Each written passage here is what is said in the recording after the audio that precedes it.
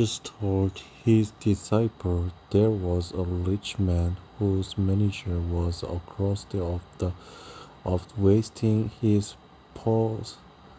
possession. So he called him in and asked him, "What is this I hear about you?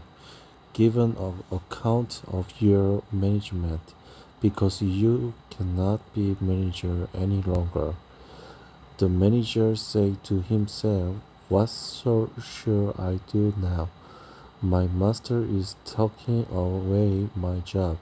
I'm not strong enough to dig, and I'm ashamed to beg.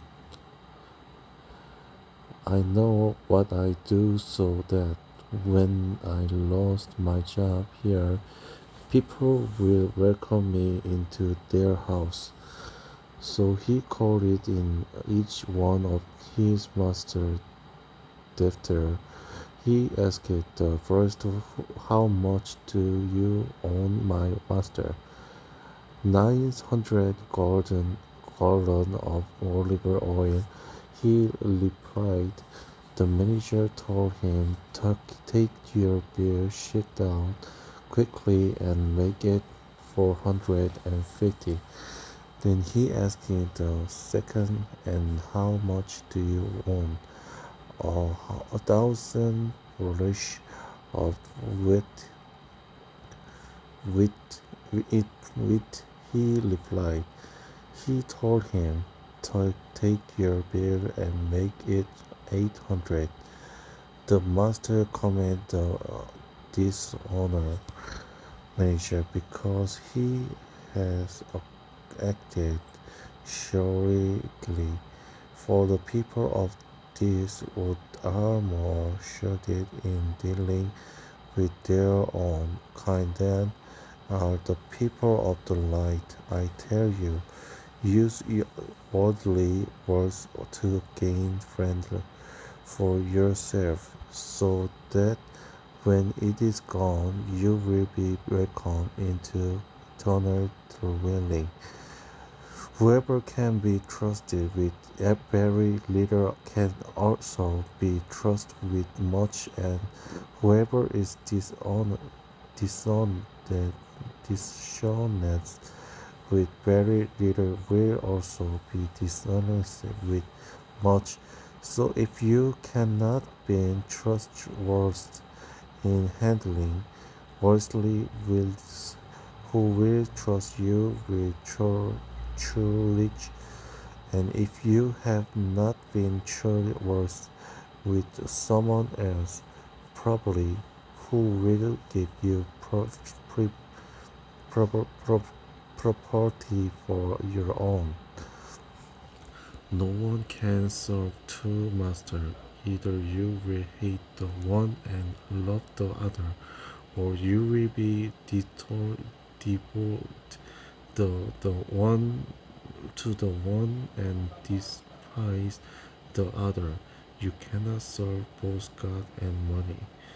The Pharisee who loved money heard all this and was sneering at Jesus. He said to them, "You are the one who justify yourself in the eye of others, but God knows your heart. What people value highly is detestable, detestable, detestable in God's sight." The Lord and the prophet were proclaimed until John. Since that time, the good news of the kingdom of God is being preached, and everyone is focusing there was their way into it. It is easier for heaven and earth to disappear than for the left stroke of the pen to drop out of the law. Anyone who anyone who forsake his wife and marry another woman, commit adul- adultery, and he and the man who married a divorced woman commit adultery. There was a rich man who was dressed in purple and fine linen and lived in luxury every day. At his gate was laid a beggar named Lazarus, covered with a sword and longing to eat what fell from the rich man's table. Even the dog came and licked his sword. The time came when the beggar died, and the angel carried him to Abraham's side.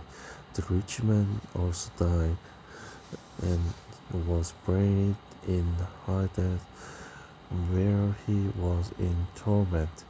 He looked up and saw Abraham far away with Lazarus by his side.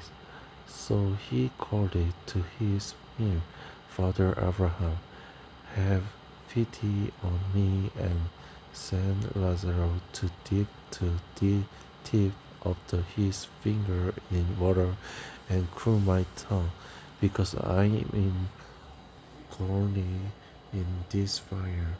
But Abraham replied, Son, remember that in your lifetime you received your good thing, while Lazarus received it back thing.